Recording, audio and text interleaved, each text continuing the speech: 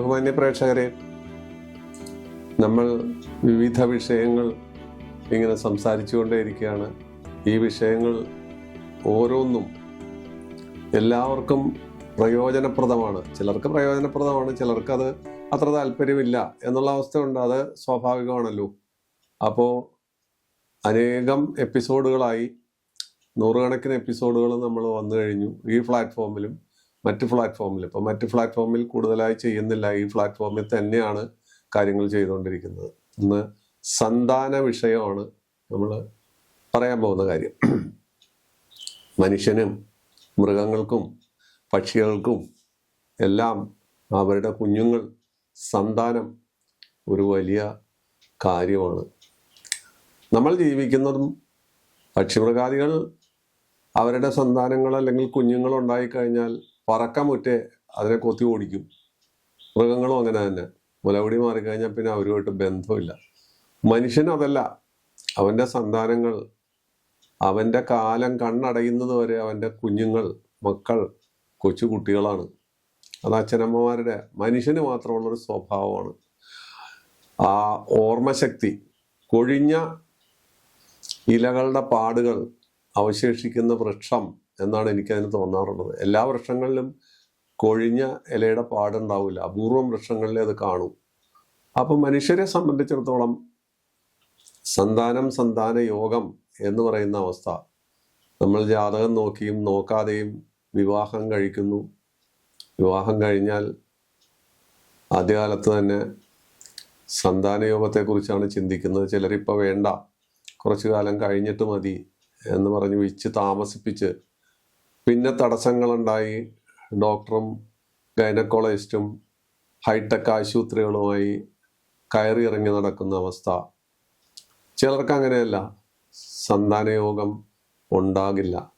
അത്തരക്കാർ ദുഃഖിച്ച് ക്ഷേത്രങ്ങളിൽ പോയി ഉരുളി കമത്തിയും സർപ്പപ്രീതി നടത്തിയും അവർക്കിഷ്ടപ്പെട്ട ദൈവത്തെ ആരാധിച്ചും അങ്ങനെ ഒരുപാട് ത്യാഗം ചെയ്ത് വളരെ വൈകി സന്താനയോഗം സിദ്ധിക്കുന്ന ആളുകളുണ്ട്.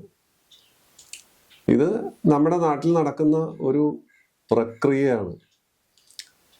വളരെ പ്രായക്കൂടുതലുള്ളവരാണെങ്കിൽ പോലും, 40-45 വയസ്സ് വരെയുള്ള ആളുകളാണെങ്കിൽ പോലും അവർ പ്രതീക്ഷ കൈവിടാതെ സന്താനയോഗത്തിന് വേണ്ടി ശാസ്ത്രത്തിനെ ഡിപ്പെൻഡ് ചെയ്ത് ഒരുപാട്, ആ കാര്യങ്ങളൊന്നും ഞാനിവിടെ പ്രതിപാദിക്കുന്നില്ല. ശാസ്ത്രീയമായി ചെയ്യുന്ന IV അതുപോലുള്ള മറ്റു കാര്യങ്ങളെക്കുറിച്ചൊന്നും ഞാനിവിടെ പറയുന്നില്ല. പറയാൻ അറിയാൻ പാടില്ലാഞ്ഞിട്ടല്ല, അത് പറയേണ്ട കാര്യമില്ല.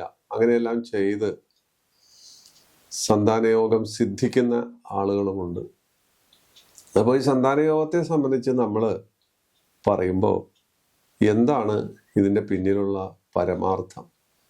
നമ്മുടെ രണ്ട് ജാതകത്തിലും, പുരുഷന്റെയും സ്ത്രീയുടെയും ജാതകത്തിൽ വിവാഹ ചേർച്ച നോക്കുമ്പോൾ സന്താനയോഗം ഉണ്ടോ എന്ന് ഉൾക്കൊണ്ടുകൊണ്ട് നോക്കണം.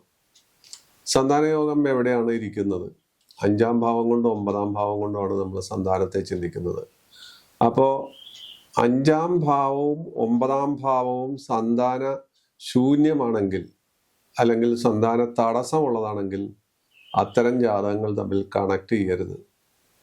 പക്ഷെ അവർ ചോദിക്കും, ഇത് തമ്മിൽ പാപസാമ്യം ഉണ്ടല്ലോ, മറ്റു ദശാസന്ധി ഇല്ലല്ലോ, മറ്റ് പൊരുത്തങ്ങളുണ്ടല്ലോ. പക്ഷെ നമ്മളിങ്ങനെ ഒരു കാര്യം പറഞ്ഞാൽ ആർക്കും അത് ഇഷ്ടപ്പെടാത്തൊരു അന്തരീക്ഷമായിരിക്കും. ഇതിൽ സന്താനയോഗം ഇല്ല എന്നൊരാളോട് തുറന്നു പറയാൻ ഒരാൾക്ക് ധൈര്യം ഉണ്ടാവില്ല. അപ്പോൾ ഇത് എടുക്കണ്ട, അല്ലെങ്കിൽ ഇത് ചേർക്കണ്ട, ചേർത്താൽ ചിലരോട് നമുക്ക് പറയേണ്ടതായി വരും, രഹസ്യമായി പറയേണ്ടതായി വരും, പരസ്യമാക്കാൻ പറ്റില്ല. അപമാനകരമായ കാര്യമല്ലേ, അതുകൊണ്ട് പരസ്യമാക്കാൻ പറ്റില്ല. അപ്പോൾ അത് പറഞ്ഞു കൊടുക്കും, ഇതിൽ സന്താന തടസ്സം കാണുന്നുണ്ട്, അപ്പോൾ അതുകൊണ്ട് അത് നമ്മൾ യോജിപ്പിക്കേണ്ട, കണക്ട് ചെയ്യണ്ട എന്ന് പറഞ്ഞു ഒഴിയുന്ന കേസുകൾ വളരെ വിരളമാണ്. ബാക്കി കാര്യങ്ങളൊക്കെ ഒത്തു വന്നാൽ മറ്റു കാര്യങ്ങൾ ശ്രദ്ധിക്കില്ല. പിന്നീടാണ് മെലോഡ്രാമ തുടങ്ങുന്നത്. അപ്പോൾ സന്താന തടസ്സം വരുന്ന വഴികൾ അപ്പോഴാണ് നമ്മൾ അന്വേഷിക്കുന്നത്. അപ്പോൾ നോക്കുമ്പോൾ കാണാം 5-ാം ഭാവാധിപന് മൗഢ്യം, 5-ാം ഭാവാധിപന് പാപത്വം, 5-ാം ഭാവാധിപന് ബലക്കുറവ്, അല്ലെങ്കിൽ 9-ാം ഭാവാധിപന് ഇതേ പ്രക്രിയ തന്നെ 9-ാം ഭാവാധിപനും വരുന്നു. അതുപോലെ നപുംസകത്വം, നപുംസക ഗ്രഹങ്ങൾ എന്ന് പറയുന്നത് ശനിയും ബുധനുമാണ്. ഇവരെ സംബന്ധിച്ച് ഇവര് സന്താനഭാവം വഹിച്ചാൽ അവിടെ നപുംസകത്വം വരുന്നു. ആ നപുംസകത്വം നമുക്ക് സന്താന തടസ്സങ്ങൾ ഉണ്ടാക്കുന്നു. സ്ത്രീ ജാതകത്തിലും അത് തന്നെ കണക്കാണ്. സ്ത്രീക്കും പുരുഷനും 5, 9 പുത്രസ്ഥാനമാണ് അല്ലെങ്കിൽ പുത്രിസ്ഥാനമാണ്. അവിടെ ഇത്തരത്തിലുള്ള കാര്യങ്ങൾ, ഈ ഭാവാധിപന്മാർക്ക് വരുന്ന ദൂഷ്യം, അവർക്ക് വരുന്നതായ കുഴപ്പങ്ങൾ സന്താന ശൂന്യതയ്ക്ക് കാരണമാകും. അതിന് നമ്മൾ പരിഹാരം കണ്ടെത്തുകയാണ്. അത് എന്താണ് അതിന് ചെയ്യേണ്ടത്, എവിടെയാണ് തകരാറ് എന്ന് നമ്മൾ അന്വേഷിച്ചറിയുകയാണ്. കുശാഗ്രബുദ്ധിയായ ഒരു വ്യക്തിക്ക്, ഇത്തരം കാര്യങ്ങൾ റിസർച്ച് ചെയ്യുന്ന ഒരു വ്യക്തിക്ക് വളരെ കൃത്യമായിട്ട് ഇത് ഇന്നതാണ്, ഇവിടെ സംഭവിക്കുന്നത് ഇന്നതാണ് എന്ന് ഒറ്റ നോട്ടത്തിൽ പറയാൻ പറ്റും. അതിന് പരിഹാരമുണ്ടോ? പരിഹാരങ്ങൾ ചില്ലറ പരിഹാരങ്ങളേ ഉള്ളൂ. അത് പ്രാർത്ഥനകളും മറ്റു കാര്യങ്ങളുമാണ്. ഇങ്ങനെ വരുന്ന സന്ദർഭങ്ങളിലെല്ലാം നമ്മൾ അതിന് ഹേതുവായുള്ള ഗ്രഹം എവിടെയാണ് അതിൻ്റെ ഡിഫക്റ്റ്, ആ ഗ്രഹത്തിന് എന്താണ് കുഴപ്പം, നപുംസകത്വമാണോ, നീചമാണോ, അല്ലെങ്കിൽ മറ്റെന്തെങ്കിലും ഗ്രഹങ്ങളുടെ നോട്ടം കൊണ്ട് സന്താന ലഭ്യത ഇല്ലാതെ പോകുന്നതാണോ, മെഡിക്കൽ ടെർമിനേഷൻ വരുന്നതാണോ, അങ്ങനെയുള്ള ഒരുപാട് കാര്യങ്ങൾ നമുക്ക് ഒറ്റ നോട്ടത്തിൽ ഒരു സ്കാൻ റിപ്പോർട്ട് പോലെ നമുക്ക് പറയാൻ പറ്റും. കൃത്യമായി പ്രവചിക്കാൻ പറ്റും. ഇന്നാണ് സംഭവം, അതിന് ഇന്നതാണ് റെമഡി, ഇന്ന രീതിയിൽ പോയാൽ നമുക്ക് രക്ഷ കിട്ടും. അപ്പം അതിനുവേണ്ടി മന്ത്രങ്ങളുണ്ട്. ആ മന്ത്രങ്ങൾ ഇവിടെ പറയാൻ ഉദ്ദേശിക്കുന്നില്ല. മന്ത്രങ്ങൾ രഹസ്യമായി തരേണ്ടതായതുകൊണ്ട് പുരുഷ സൂക്തം മന്ത്രമാണ് അതിന് പ്രധാനമായിട്ട് നമ്മൾ കൊടുക്കുന്നത്. അത് ഒരാൾക്ക് ചെവിയോട് ചെവി കൊടുക്കേണ്ട കാര്യമായതുകൊണ്ട് ഞാനിവിടെ പറയുന്നില്ല. അതുപോലെ അനുഷ്ഠിക്കേണ്ട ചില കർമ്മങ്ങളും, അതുപോലെ കഴിക്കേണ്ട ചില അഫ്രോഡിയാസിക്കുകൾ എന്ന് പറഞ്ഞാൽ ഉത്തേജകത്വം എന്ന് വെച്ചാൽ ഉത്തേജനം മരുന്നല്ല, ഭക്ഷണത്തിൽ കൂടി ഉണ്ടാകുന്ന ഉത്തേജകത്വം കാരണം നവധാന്യങ്ങൾ മുളപ്പിച്ച് കഴിക്കുക, അതുപോലുള്ള അശ്വഗന്ധാദി മുതലായ മറ്റു കാര്യങ്ങൾ, ന്യൂറോബൈൻ ഫോട്ട്, അതുപോലെ അതൊന്നും ഞാൻ കൂടെ വ്യാഖ്യാനിക്കുന്നില്ല. കാരണം അത് നേരിട്ട് പറഞ്ഞു കൊടുക്കേണ്ട കാര്യങ്ങളും നേരിട്ട് നമ്മൾ സംസാരിക്കേണ്ട കാര്യങ്ങളുമാണ് സന്താന തടസ്സം വരണ സമയത്ത്. അപ്പൊ ഈ സന്താന തടസ്സ കാര്യത്തിന് 5ഉം 9ഉം ഭാവാധിപൻ, അതുപോലെ നപുംസകത്വം, നീചം, അതുപോലെ ശത്രുക്ഷേത്രാധിപത്യം, അതുപോലെ സന്താനങ്ങൾ ഉണ്ടാകാൻ യോഗം ഉണ്ടെങ്കിലും വൈകി ഉണ്ടാകാവുന്നത്, അതുപോലെ പരിഹാരം ചെയ്താലും ഉണ്ടാകുന്നത്, ഇങ്ങനെയൊക്കെയുള്ള ഒരുപാട് കാര്യങ്ങൾ സന്താന യോഗം ഉണ്ടെങ്കിൽ അത് തന്നെ ഫലിക്കൂ. അത് പക്ഷാന്തരമില്ലാത്ത കാര്യമാണ്. അതിനപ്പുറത്ത് ചില പ്രത്യേക സാഹചര്യത്തിൽ നമ്മൾ അന്ധവിശ്വാസം എന്ന് പറഞ്ഞിട്ട് കാര്യമില്ല. സർപ്പക്ഷേത്രങ്ങൾ നശിപ്പിക്കുക, ഞങ്ങളുടെ വീട്ടിലിരിക്കുന്ന സർപ്പങ്ങളെ കുറിച്ച് എപ്പോഴും ഞാൻ പറഞ്ഞിട്ടുണ്ട്. പരശുരാമന്റെ കാലത്ത് നമ്മുടെ ഭൂമിയിലുള്ള സർപ്പങ്ങളാണ്. ആ സർപ്പങ്ങളെ നമ്മൾ ബഹുമാനിക്കണം. അവരെ നമ്മൾ ഒരു വിളക്ക് കാണിച്ചാൽ മതി, അവർക്ക് അത്രേ ആവശ്യമുള്ളൂ. വൃശ്ചിക മാസത്തിലോ മേടമാസത്തിലോ നീറുമ്പാലും കൊടുക്കാൻ പറ്റുകയാണെങ്കിൽ അവർക്ക് വളരെ ഇഷ്ടമാണ്. അവരുടെ സങ്കേതങ്ങൾ നശിപ്പിക്കാൻ പാടില്ല. അവരുടെ സങ്കേതത്തിൽ അനേക വല്ലികളും ലതകളും അതുപോലെ പക്ഷിമൃഗാദികളും എല്ലാം ഉള്ളൊരു പ്രകൃതിയുടെ സന്തുലിനാവസ്ഥ നിലനിർത്തുന്ന സ്ഥലമാണ്. അങ്ങനെയുള്ള സർപ്പസങ്കേതം നശിപ്പിച്ചാൽ സന്താനനാശം ഉണ്ടാകുമെന്ന അന്ധവിശ്വാസം എന്ന് പറയുന്നതെന്ന് വെച്ചാൽ, ഞാൻ ശാസ്ത്രം പഠിച്ചത് പറയുന്ന ആൾ എന്തിനിങ്ങനെ പറയുന്നു എന്ന് ചോദിക്കുന്നതുകൊണ്ടാണ് ഞാൻ അങ്ങനെ പറയുന്നത്. സന്താനനാശം വരുന്നത്. പിന്നെ പിതൃശാപം, ഇതും ഞാൻ പറയുമ്പോൾ നിങ്ങൾക്ക് നെറ്റി ചുളിക്കാം. പിതൃശാപം, എന്ത് പിതൃശാപം? മരിച്ചവർ മരിച്ചുപോയി, ഇനി പിന്നെ അവരെ കുറിച്ച് നമ്മൾ അങ്ങനെയല്ല. പിതൃക്കളെ, നമ്മുടെ മാതാപിതാക്കളെയോ മറ്റുള്ളവരെയോ വേണ്ട രീതിയിൽ സംരക്ഷിക്കാതെ നോക്കാതെ അവരുടെ ശാപം ഏറ്റുവാങ്ങി അത് കടുത്ത ശാപമായി മാറി സന്താന തടസ്സമായി മാറുന്നു. അത് നമുക്ക് കാണാൻ പറ്റും, പെട്ടെന്ന് തിരിച്ചറിയാൻ പറ്റും. ഒരു 2 വ്യക്തികളുടെയും ഈ സന്താനദോഷം എവിടെയാണ്, ആണിനാണോ പെണ്ണിനാണോ, ആരുടെ പക്ഷത്താണ്, എന്താണ് കുഴപ്പം എന്ന് നമുക്ക് കൃത്യമായി മനസ്സിലാക്കാൻ പറ്റും. എന്നിട്ടാണ് പരിഹാരം. പൂജകളൊന്നും വലിയ കാര്യമായ റെമഡിയല്ല. പക്ഷെ സർപ്പക്ഷേത്രങ്ങളിലും മറ്റും, മണ്ണാർശാല പോലുള്ള സ്ഥലത്തും, പാമ്പമ്മേക്കാട് അതുപോലുള്ള ആമേട മുതലായ സ്ഥലത്തും, അതുപോലെ സാക്ഷാൽ ഭൂലോക വൈകുണ്ഠമായ ഗുരുവായൂര് ചെന്ന് ഭഗവാനോട് താണുകേണ് പ്രാർത്ഥിച്ചാൽ ഉണ്ണി ഉണ്ടാകാത്തവർക്ക് ഉണ്ണിക്കണ്ണനും ഉണ്ടാകുന്ന അവസ്ഥയും ഞാൻ കണ്ടിട്ടുണ്ട്, നമ്മൾ കണ്ടിട്ടുണ്ട്. അതൊന്നും നിഷേധിച്ചിട്ട് കാര്യമില്ല. നിഷേധികളുടേതായ കലിയുഗത്താണ് നമ്മൾ ജീവിക്കുന്നത്. അവിടെ ശാസ്ത്രം പഠിച്ചാലും ശാസ്ത്രീയം പഠിച്ചാലും വസ്തുതകൾ വസ്തുത തന്നെയാണ്. അപ്പോൾ അങ്ങനെ സംഭവിച്ച ഒരുപാട് കേസുകൾ പ്രാർത്ഥന കൊണ്ട് നേടിയെടുക്കുന്നു. മനസ്സിലെ പ്രാർത്ഥന കൊണ്ട് നേടിയെടുക്കുന്ന അവസ്ഥ അനേകായിരം എണ്ണം ഞാൻ കണ്ടിട്ടുണ്ട്. അത് ഒരാൾക്കല്ല, പലർക്കല്ല. അതിൻ്റെ കൂട്ടത്തിൽ സപ്പോർട്ടീവായിട്ട് നമ്മൾ ഈ പറയുന്ന മന്ത്രങ്ങൾ ജപിക്കുക, അതുപോലെ ഫുഡ് ക്രമീകരിക്കുക, മറ്റ് പല കാര്യങ്ങളും അതനുസരിച്ച് അറേഞ്ച് ചെയ്യുക മുതലായ കാര്യങ്ങളാണ് ചെയ്തു കൊടുക്കാറുള്ളത്. ഇതെല്ലാം കൂടി വരുമ്പോൾ ഇതിനകത്ത് ഒരു വിരോധാഭാസം എന്തെന്ന് വെച്ചാൽ, ഒരുപക്ഷെ ഭാര്യ വിശ്വാസിയായിരിക്കും, ഭർത്താവ് നിരീശ്വരവാദിയായിരിക്കും, കുഴഞ്ഞു. കാരണം ചിലപ്പോൾ ഭാര്യയും ഭർത്താവും ഈ പുരുഷ സൂക്തം രാവിലെ നെയ്ജപത്തോടു കൂടി ജപിക്കേണ്ട അവസ്ഥ ഉണ്ടാകും. ഒരു ഭർത്താവ് കൂട്ടാക്കില്ല, അല്ലെങ്കിൽ ഭാര്യ അവിശ്വാസിയായിരിക്കും, കൂട്ടാക്കില്ല. സംഗതി കുഴഞ്ഞു.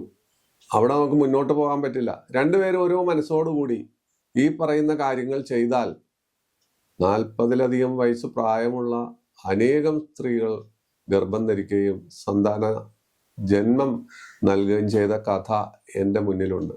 അത് കൂട്ടായ പ്രവർത്തനമാണ്. കൂട്ടായ പ്രവർത്തനം ഇല്ലാതെ ഒരാൾ ഒരു വഴി, ഒരാൾ മറ്റൊരു വഴി പോയാൽ അതിന് യാതൊരു ഫലവുമില്ല. ഇതാണ് സന്താന തടസ്സത്തിന്റെ കാര്യം. സന്താന തടസ്സത്തിന്റെ കാര്യം അടിസ്ഥാനപരമായിട്ട് നമുക്ക് കാണാവുന്ന ഒരുപാട് വിഷയങ്ങൾ നമ്മുടെ മുന്നിലുണ്ട്. ഇന്നത്തെ ഭക്ഷണക്രമങ്ങൾ, സ്റ്റിറോയിഡുകളുടെ ഉപയോഗങ്ങൾ, അമിതമായ മരുന്നുകളുടെ ഉപയോഗങ്ങൾ, അതുപോലെ അനാവശ്യമായ ഗർഭധാരണം തടയുന്ന രീതികൾ, ഇതേപോലെ ഒട്ടനവധി കാര്യങ്ങൾ ഇതിന് തടസ്സകാര്യങ്ങളായി വരാം. ഈ തടസ്സങ്ങൾ നീങ്ങാൻ വേണ്ട മന്ത്രങ്ങളും പ്രാർത്ഥനകളും നമ്മുടെ മുന്നിലുണ്ട്. ഭാരതീയ ആചാരപ്രകാരം, പ്രത്യേകിച്ച് കേരളീയ ആചാരപ്രകാരം ഒരുപാട് കാര്യങ്ങൾ കൊണ്ട് നമുക്കിത് നേടിയെടുക്കാൻ സാധിക്കുന്ന അവസ്ഥയും ഉണ്ടായിട്ടുണ്ട്. നേടിയെടുത്ത സംഭവങ്ങളും ഉണ്ടായിട്ടുണ്ട്. അതിൻ്റെ കാര്യങ്ങൾ ഈ എപ്പിസോഡിൽ ഇവിടെ എന്താണ് ഏതാണെന്നൊന്നും വിശദീകരിക്കാൻ നിവൃത്തിയില്ല. കാരണം അത് ഓരോ വ്യക്തിക്കും നേരിട്ട് പറഞ്ഞു കൊടുക്കേണ്ട കാര്യങ്ങളായതുകൊണ്ട് അതിവിടെ തൽക്കാലം മറച്ചു വെച്ച് സന്താന തടസ്സ കാര്യങ്ങളെ കുറിച്ചാണ് ഞാൻ പറഞ്ഞത്. അപ്പൊ സന്താന തടസ്സം ഉണ്ടാകുന്നത് 5, 9 ഭാവത്തിന്റെ പ്രത്യേകത കൊണ്ടാണ്. അവിടെ നിൽക്കുന്ന ഗ്രഹം, അവിടെ നോക്കുന്ന ഗ്രഹം, അവിടെ നിൽക്കുന്ന ഗ്രഹത്തിന്റെ, അത് പ്രത്യേകിച്ച് ശനി, ബുധൻ മുതലായവരായാൽ, അതുപോലെ രാഹു, കേതു, ചൊവ്വ മുതലായവർ ഈ 5-ലും 9-ലും നിന്നാൽ, ഇങ്ങനെയൊക്കെയുള്ള സന്ദർഭങ്ങളിൽ നമുക്ക് സന്താന ഗുളികൻ മുതലായവരെല്ലാം നിന്നാൽ ഉണ്ടാകുന്ന സന്താന തടസ്സ കാര്യം, ആ സന്താന തടസ്സ കാര്യത്തിന് നമ്മൾ ചെയ്യാവുന്ന പ്രതിവിധികൾ, അവയെല്ലാം ഒന്നിനു പുറകെ ഒന്നായി ആവശ്യക്കാർക്കാണ് നമ്മൾ പറഞ്ഞു കൊടുക്കേണ്ടത്. ഇത്തരം ഒരു അധ്യായത്തിലൂടെ ലോകം മുഴുവൻ കേൾക്കത്തക്ക രീതിയിൽ വൈദ്യമോ മെഡിക്കൽ എത്തിക്സോ മെഡിക്കൽ സയൻസോ നമുക്ക് പറയാൻ പറ്റില്ല. കാരണം അതിന് അതിൻ്റെതായ രഹസ്യ സ്വഭാവങ്ങളുണ്ട്. അത് ജപിക്കേണ്ട സമയങ്ങളുണ്ട്, അത് ഉപയോഗിക്കേണ്ട സമയങ്ങളുണ്ട്. അതുകൊണ്ട് അത്തരം സമയങ്ങളിൽ മാത്രം, അത്തരം വ്യക്തികൾക്ക് മാത്രം അതെങ്ങനെ എപ്പോൾ കൊടുക്കണം എന്ന് തീരുമാനിച്ചിട്ടേ ചെയ്യാൻ പറ്റൂ. പക്ഷേ സന്താന തടസ്സ കാര്യം വല്ലാത്തൊരു ദുരിതമാണ്. ഇന്നിപ്പോൾ മെഡിക്കൽ സയൻസ് വളരെയധികം മുന്നോട്ട് പോയിട്ടുണ്ട്. പഴയ യുഗത്തിൽ നിന്ന് ഒരുപാട് മുന്നോട്ട് പോയിട്ടുണ്ട്. ഏതു തരത്തിലും നമുക്ക് സാധ്യതയുണ്ടെങ്കിൽ മെഡിക്കൽ സയൻസ്, മെഡിക്കൽ എത്തിക്സ് അതിനെ നേടിയെടുക്കാനായിട്ട് ഭയങ്കരമായ ഡെവലപ്മെന്റ് ഉണ്ടാക്കിയിട്ടുണ്ടെങ്കിൽ പോലും നമ്മുടെ 5ഉം 9ഉം ഭാവാധിപന്മാരുടെയും രാഹു, കേതു, ശനി, ബുധൻ മുതലായവരുടെയും അവരുടെ ആ പ്രത്യേകതയ്ക്ക് മുമ്പിൽ വൈദ്യശാസ്ത്രം തല കുമ്പിടുന്നതായിട്ടാണ് കണ്ടിരിക്കുന്നത്. കാരണം അവര് കുഴപ്പക്കാരാണെങ്കിൽ, അവർക്ക് തരാൻ മനസ്സില്ലെങ്കിൽ വൈദ്യശാസ്ത്രം എന്ത് ചെയ്തിട്ടും കാര്യമില്ല. സംഗതി സ്റ്റാർട്ടാവാത്ത വണ്ടി, കട്ടപ്പുറത്തിരിക്കുന്ന വണ്ടി തള്ളി സ്റ്റാർട്ടാക്കിയാലും അത് എത്ര ദൂരം പോകാം. അത് വീണ്ടും ആ പൂർവ്വസ്ഥിതിയിൽ വരും എന്നതുപോലെയാണ് സന്താന തടസ്സ കാര്യങ്ങളും വരുന്നത്. സന്താന തടസ്സം ഒരു ചെറിയ വിഷയമല്ല, വ്യാപകമായി ഇന്ന് പണ്ടത്തേക്കാൾ ഒരുപാട് ആളുകൾ ഈ വിഷയം അല്ലെങ്കിൽ ഈ മാരകമായ അവസ്ഥ അനുഭവിക്കുന്നുണ്ട്. ഒരു കുഞ്ഞിക്കാല് കാണാൻ, അത് അവരുടേതായ ഒരു കുഞ്ഞിന് വേണ്ടിയിട്ട് ദാഹിക്കുന്നുണ്ട്. പലരും അഡോപ്റ്റ് ചെയ്യും. അഡോപ്റ്റ് ചെയ്താൽ ആ വരുന്ന കുഞ്ഞ് അവരുടെ സ്വഭാവഗതിക്ക് അനുസരണമായി ജീവിച്ചോളണമെന്നില്ല. പിന്നെ വലുതായി കഴിയുമ്പോൾ അത് അതിൻ്റെതായ പൂർവാശ്രമത്തിലേക്ക്, കൂട്ടിലേക്ക് പറന്നു പോകുന്ന അവസ്ഥയും പലയിടത്തും കണ്ടിട്ടുണ്ട്.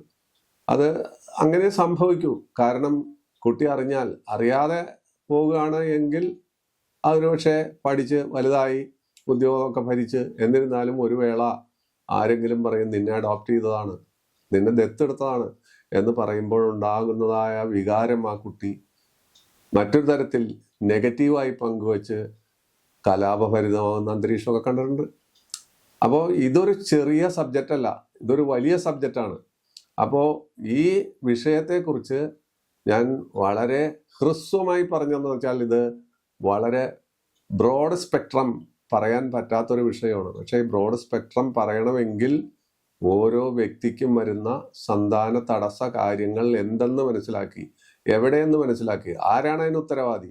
അഞ്ചാം ഭാവാധിപനാണോ, ശനിയാണോ, ബുധനാണോ, അല്ലെങ്കിൽ ചൊവ്വയാണോ, രാഹുവാണോ, കേതുവാണോ, ആരാണ്, എന്താണ്? അതല്ലെങ്കിൽ സർപ്പദോഷം കൊണ്ടാണോ, പിതൃശാപം കൊണ്ടാണോ, ഇതെല്ലാം മാതൃശാപം കൊണ്ടാണോ, അല്ലെങ്കിൽ പൂർവജന്മ സുഹൃതം കൊണ്ടാണോ, അല്ലെങ്കിൽ ദുഷ്കൃതം കൊണ്ടാണോ എന്നെല്ലാം നമുക്ക് ഒരു ജാതകം എടുത്തു നോക്കിയാൽ അറിയാൻ പറ്റും. അല്ലാതെ ഇപ്പൊ കുറെ രാശിപ്പലകയിൽ രാശി നിരത്തി ഈ കാര്യങ്ങൾ നോക്കി ഫലപ്രവചനം നടത്തിയതുകൊണ്ടൊന്നും യാതൊരു കാര്യവുമില്ല. അതെല്ലാം തത്സമയത്തെ സ്വഭാവത്തിനനുസരിച്ചുള്ള ഫലങ്ങൾ അവിടെ വരുന്നു. ഒരുപക്ഷെ അത് 100% ഫലിക്കാം, അല്ലെങ്കിൽ 50% ഫലിക്കാം, ഫലിക്കാതെ പോകാം. മറ്റത് അതല്ല, സ്കാൻ റിപ്പോർട്ടാണ്. നമ്മൾ ജനിച്ച സമയത്ത് നിൽക്കുന്ന ഗ്രഹങ്ങൾ, ആ ഗ്രഹങ്ങൾ എന്തു പറയുന്നു? നിങ്ങൾക്ക് ഈ യോഗമുണ്ടോ? ആൺകുട്ടിയാണോ, പെൺകുട്ടിയാണോ? നമുക്കത് പറയാൻ പറ്റും. കാരണം ആൺഗ്രഹങ്ങൾ, പെൺഗ്രഹങ്ങൾ, അതുപോലെ നപുംസക ഗ്രഹങ്ങൾ, അവരുടെ ചംക്രമണം, അവർ എങ്ങോട്ട് നോക്കുന്നു, എങ്ങോട്ട് പോകുന്നു, എവിടെയെല്ലാം തടസ്സം ഉണ്ടാക്കുന്നു എന്നെല്ലാം നമ്മൾ കൃത്യമായി വളരെ സൂക്ഷ്മമായി വിശകലനം ചെയ്തതിന് ശേഷം മാത്രമേ ഇതിന് ഒരു തീർപ്പ് കൽപ്പിക്കാൻ നിവൃത്തിയുള്ളൂ. തീർപ്പുകളെന്ന് പറഞ്ഞാൽ നമുക്ക് ഉത്തമമായ മന്ത്രങ്ങൾ ഉണ്ട്. ആ മന്ത്രങ്ങൾ ഇവർക്ക് കൊടുക്കുക, അത് ഭക്ത്യാദരപൂർവം വൃത്തിയായി ശുദ്ധിയായി അവർ ജപിക്കുക. അതുപോലുള്ള അനുഷ്ഠാനങ്ങൾ, ബ്രാഹ്മമുഹൂർത്തം പോലുള്ള മുഹൂർത്തങ്ങൾ, അനുഷ്ഠാനങ്ങൾ ചെയ്യുക മുതലായ കാര്യങ്ങൾ ചെയ്താൽ അനേകായിരം കേസുകൾ, അനേകായിരം കാര്യങ്ങൾ വിജയിച്ചതായി എനിക്ക് കാണാൻ കഴിഞ്ഞിട്ടുണ്ട്. പിന്നെ യാതൊരു കാരണവശാലും ഇതിൽ യോഗമില്ല എങ്കിൽ കുടം കമിഴ്ത്തി വെച്ച് വെള്ളം ഒഴിക്കുന്ന ഫലം ഉണ്ടാവും. നമ്മൾ ഈ ആദ്യ ക്രിയകൾ ചെയ്യും, പൂജകൾ ചെയ്യും, പ്രാർത്ഥനകൾ ചെയ്യും, അതെല്ലാം വിഫലമാകും. അവിടെ യാതൊരു നിവൃത്തിയില്ല. കാരണം ഇവിടെ യാതൊരു കാരണവശാലും ഈ മാവ് പൂക്കാൻ പോകുന്നില്ല.